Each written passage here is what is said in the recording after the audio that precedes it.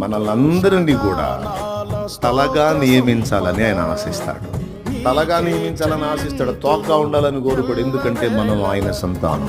సృష్టికర్తగా నిర్మించడమే కాదు, ప్రాణం పెట్టి విమోచించింది కూడా ఆయనే. కాబట్టి ఆయన యందు విశ్వాసం ఉంచి ఇప్పుడు ఆయనకి చెందిన వారం అయ్యాం. కాబట్టి మనందరి విషయంలో ఆయన బాధ్యత కలిగి ఉన్నాడు. చింత కలిగి ఉండుట అంటే బాధ్యత కలిగి ఉండుట.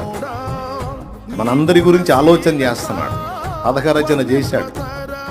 అయితే ఇక్కడే ఒక చిన్న మెలిక ఒకటి ఉంది.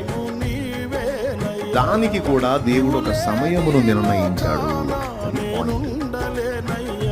తగిన సమయమందు ఆయన మిమ్మును హెచ్చించున్నట్లు మీరు ఆయన బలీయమైన చేతి కింద దీన మనస్కులై ఉండండి.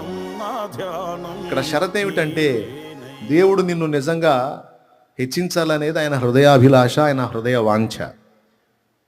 కానీ నిన్ను నువ్వు హెచ్చించుకోవటానికి